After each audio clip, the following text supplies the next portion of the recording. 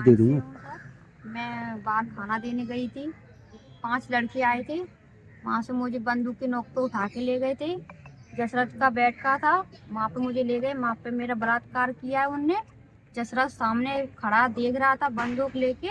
बंदूक की धौंस दी थी उसने, मार देंगे हम घर पे जाके बोलोगी तो। वहाँ से लोग भजा दे उसने। जसरत अकेला वहाँ पे बचा था। मैंने आके कंप्लेन करी गोरनी थाने में, लेकिन जैसा मैंने बोला है वहाँ पे वैसा कुछ हुआ ही नहीं है।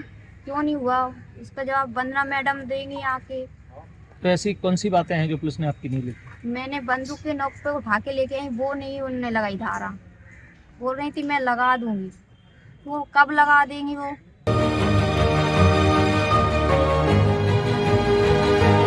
साथियों, जय भीम, जय भारत, जय संविधान। मैं बहुजन दस्तक एंड कॉन्स्टिट्यूशन चैनल से गौतम रत्ना और आज के हमारे जो गेस्ट हैं चर्चा के लिए बहुजनों और वंचितों और देश के मुद्दों पर, वो हैं डॉक्टर जे.के. गौतम साहब।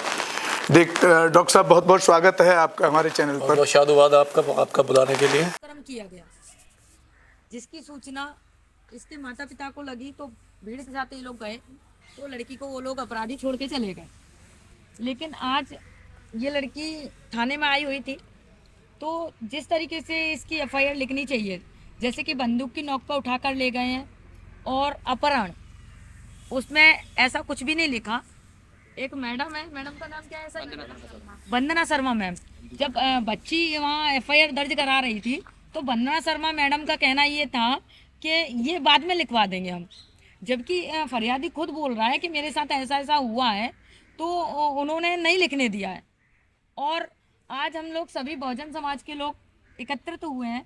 हमारे दलित समाज की बेटियों के साथ बलात्कार कर दिया जाता है, बंदूक की नोक पर उठा लिया जाता है, भाइयों के मर्डर कर दिए जाते हैं, शासन प्रशासन मौन साधे हुए हैं।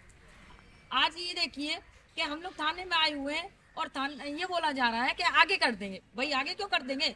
फर्स्ट इंफॉर्मेशन ये होती है कि जब फरियादी पक्ष बोल रहा है तो आपको तुरंत उस चीज में एक्शन लेना चाहिए।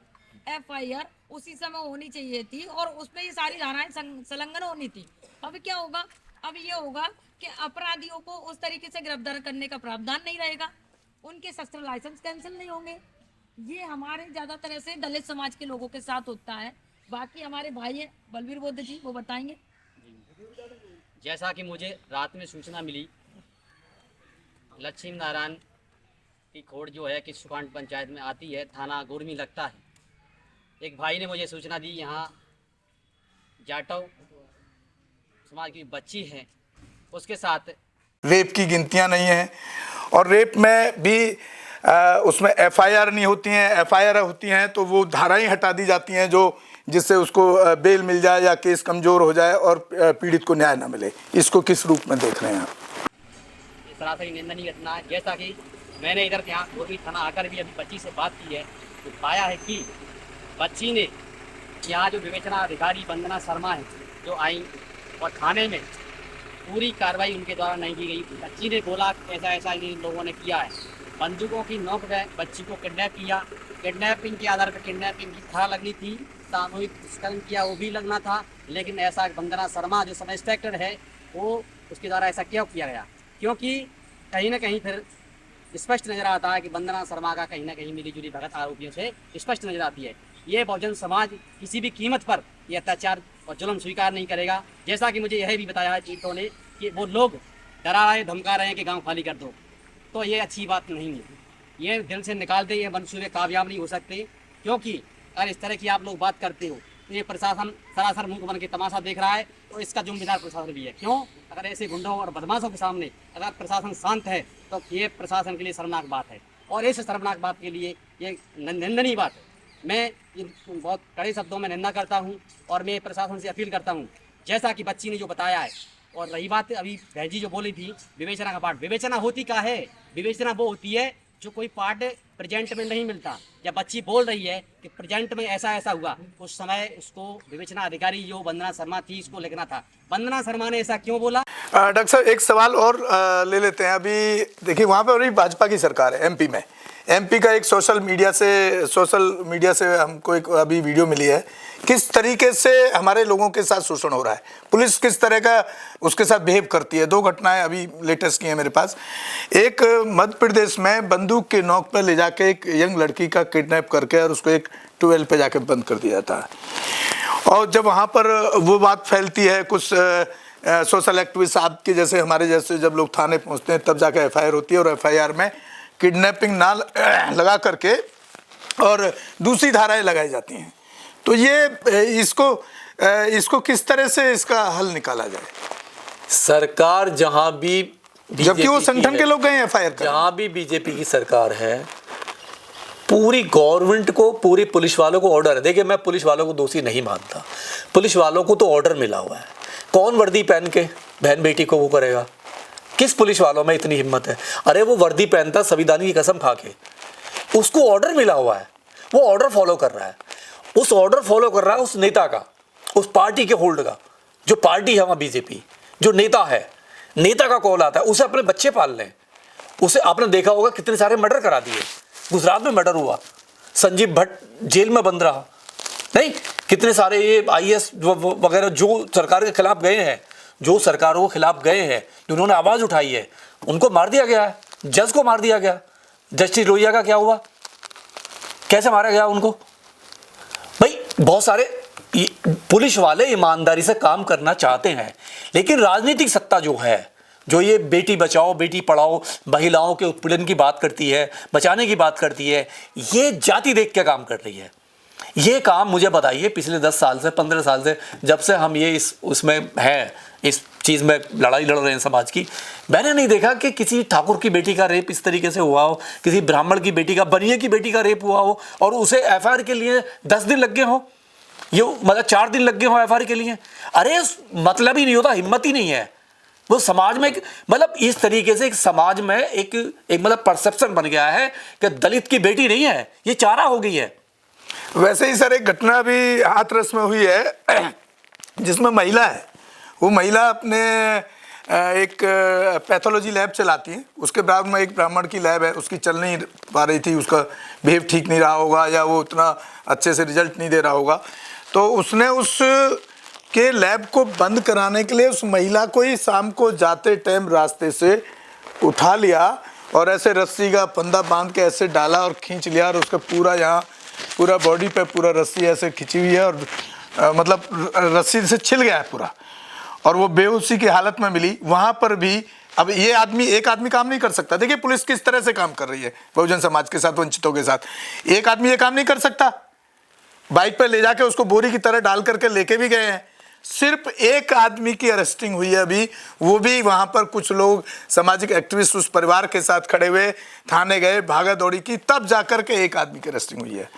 तो ये यूपी की घटना है जहाँ वो मोदी ये कह रहा है ना और योगी ये कह रहा है कि देश में सबसे वहाँ पर शासन सुशासन व्यवस्था, सबका विकास, सबका भला करने की जो बात हो रही है, कहाँ है वो?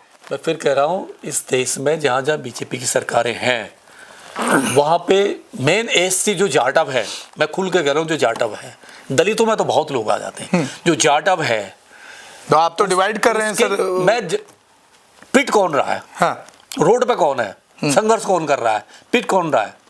कहाँ पे? 90% तो जाटव पिट रहा है, 90% पिट रहा है। आपने कब देखा इसमें किसी लुहार को पिटते हुए, किसी धानुक को पिटते हुए, किसी धोबी को पिटते हुए? कब देखा आपने किसी कोई पासी को पिटते हुए? कब देखा आपने? सबसे ज्यादा जो पिटाई हो रही है, सबसे ज्यादा वो जाटव की पिट रही है। जाटव पिट रहा है, जाटव इनकी आंखों में खटक रहा है। और ये फांसी का फंदा जो आपने देखा वो घुमा के क्यों उसके गले में क्यों डाला? किसी सरदार के डाल के देखिए, आप में हिम्मत नहीं है। आप किसी डाल के देखिए, किसी मतलब मुस्लिम के गले में हिम्मत नहीं है। आप मतलब किसी क्रिश्चियन के डाल के देखिए, आपको केवल ये चारा है, ये चारा। ये जब से सरकार आई है 2014 से, दलित केवल इनके लिए चारा है। और जो बीजेपी में बैठे हुए हैं, खासतौर से जाटव जाति चारा बन गई है, इनके लिए चारा है, चारा बन गई है।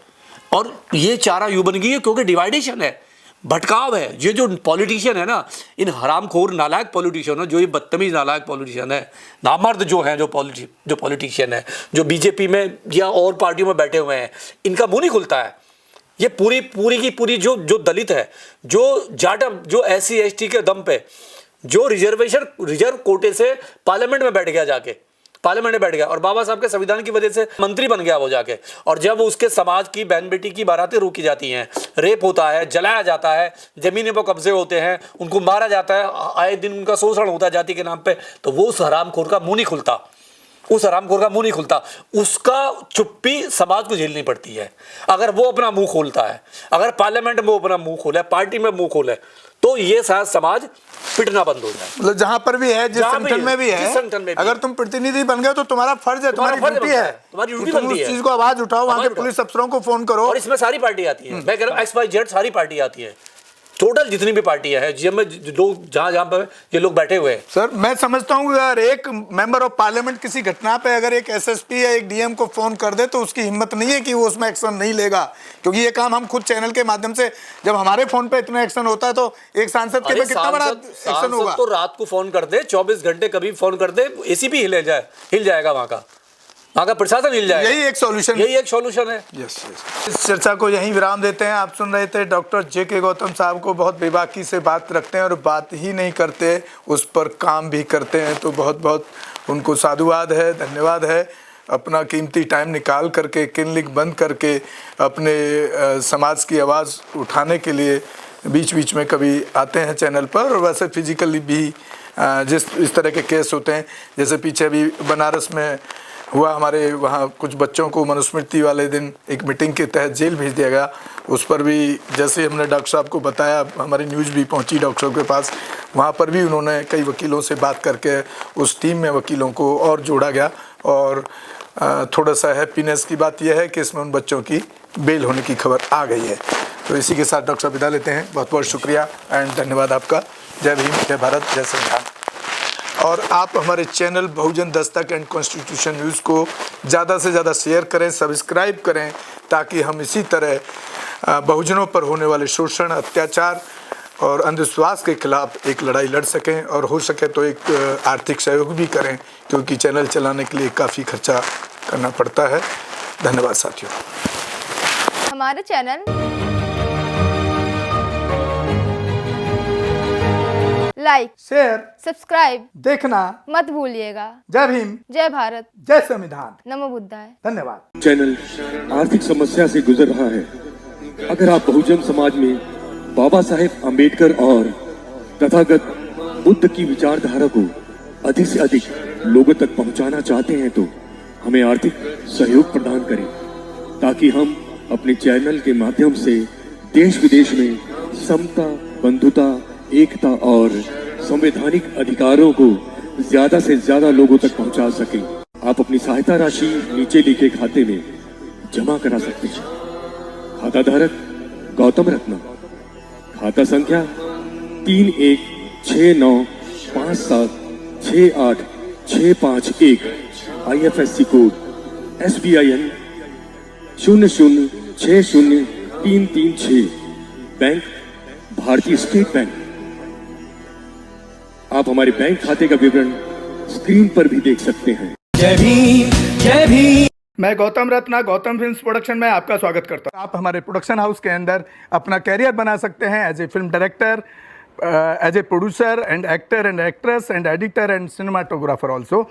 अगर आपको फिल्म से रिलेटेड कुछ भी प्रोजेक्ट आपको बनवाना है, तो हमारे पास में पूरा सेटअप है, जिसमें फिल्म कैमरा है, शूटिंग लाइट्स है और एडिटिंग है। सारा A to Z एक ही जगह पर आपको हमारे यहाँ पर मिल जाएगा। तो दोस्तों, आप हमें कांटेक्ट कर सकते हैं हमारे नंबर्स पर 9810085714